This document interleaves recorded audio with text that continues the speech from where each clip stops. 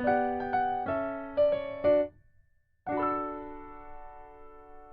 everyone, and welcome to the Ataxia Files. Today we've got a really interesting topic for you all. We're going to be talking about Friedreich's ataxia, and joining me today is Connor and Tanae. Tanae, why don't you start us off and give us an introduction about Friedreich's ataxia? Absolutely. So, Friedreich's ataxia, or FA, is a rare and irritable neurodegenerative disorder that affects the muscle systems and the neural systems.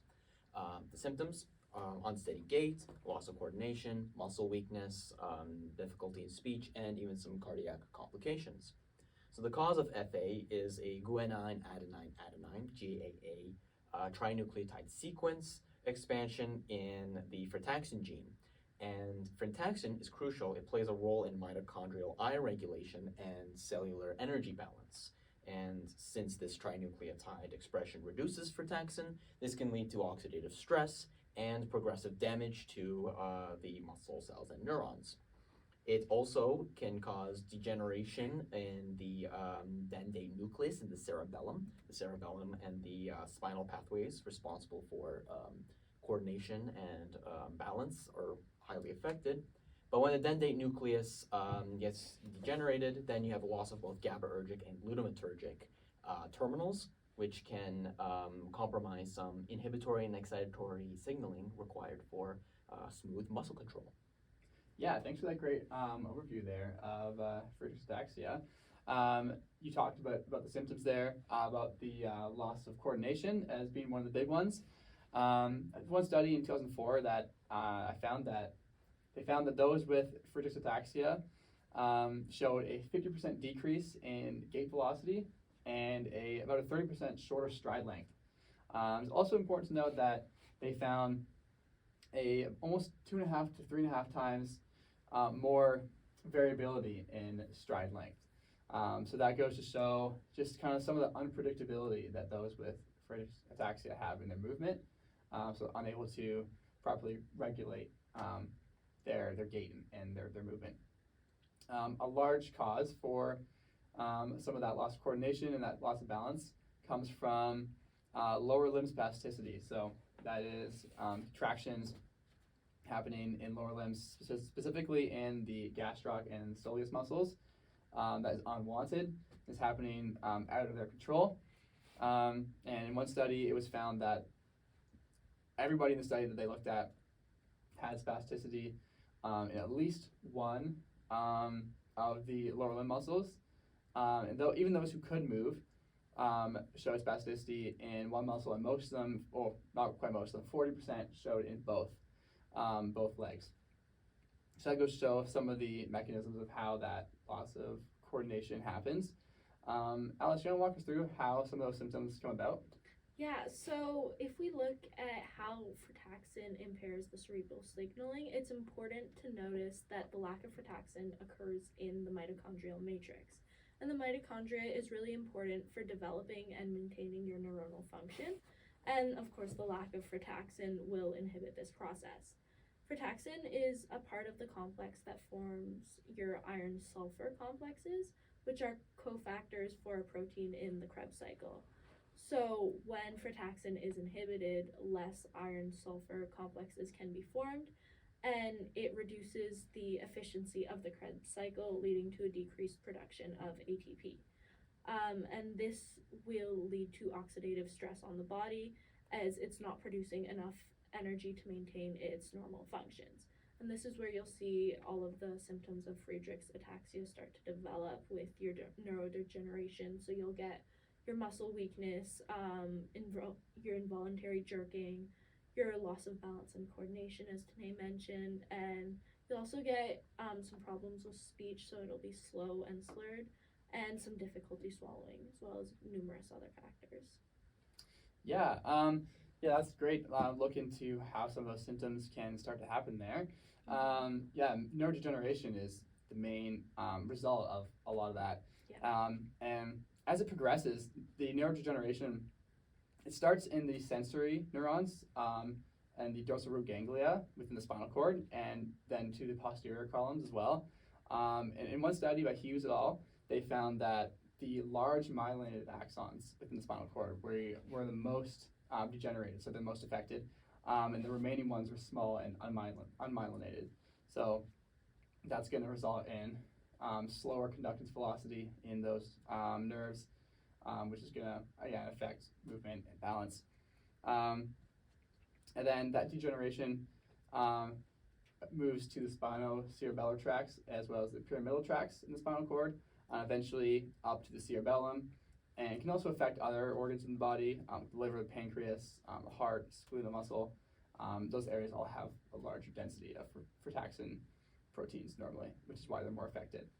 In the later stages, it can start to affect the heart, which can be fatal, is often the result of death in Friedreich's ataxia. So it'll affect the heart, causing hypertrophic cardiomyopathy, and eventually will lead to decreased cardiac output and can lead to death, unfortunately, those who have the disease. You know, Friedreich's ataxia is truly such a terrible disease, Yeah. and it is currently incurable, but there are lots of treatments aimed to limit the effects of Friedreich's ataxia. And the main goal with these treatments is to manage the symptoms and complications.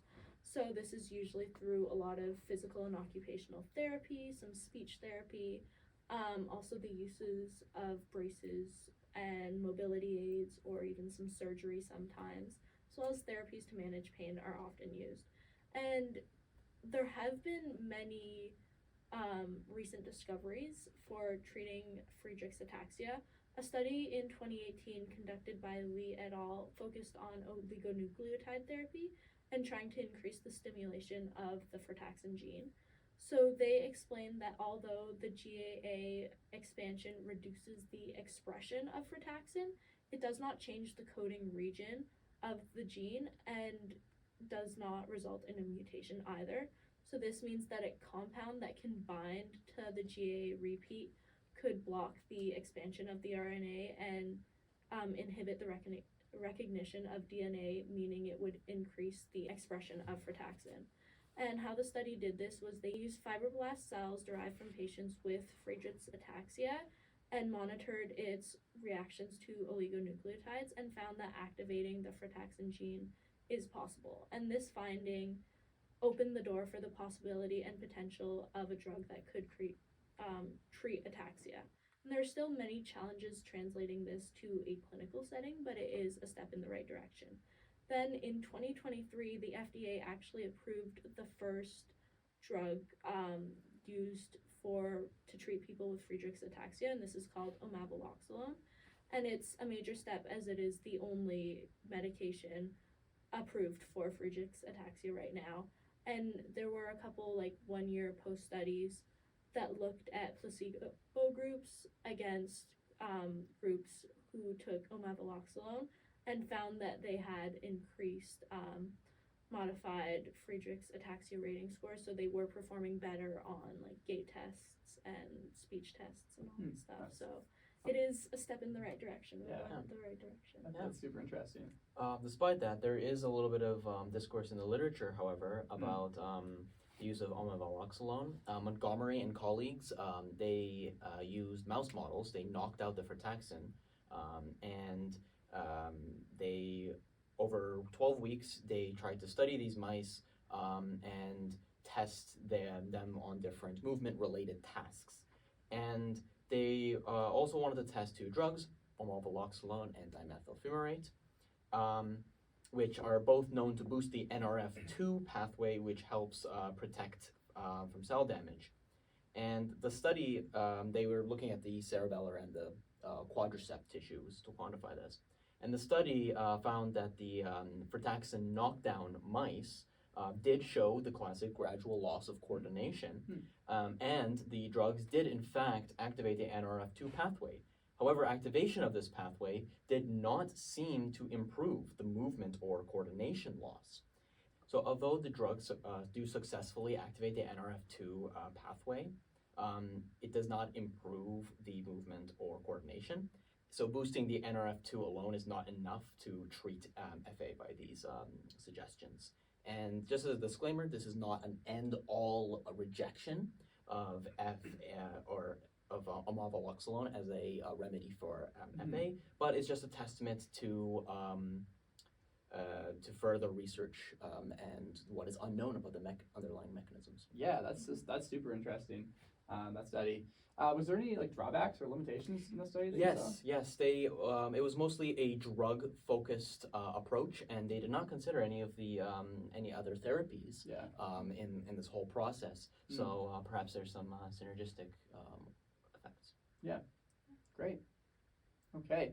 Yeah. So it's great to see that more research has been done towards treatment and possibly a cure for Friedreich's ataxia at some point in the future, as it is such a serious disease for those who do have it, even though it is rare. So I'm excited to see where the research can go in the future to help those who have this disease. Yeah. Yeah. That's all for us today, folks. Thanks for tuning in to the Ataxia Files, and we'll see you next time.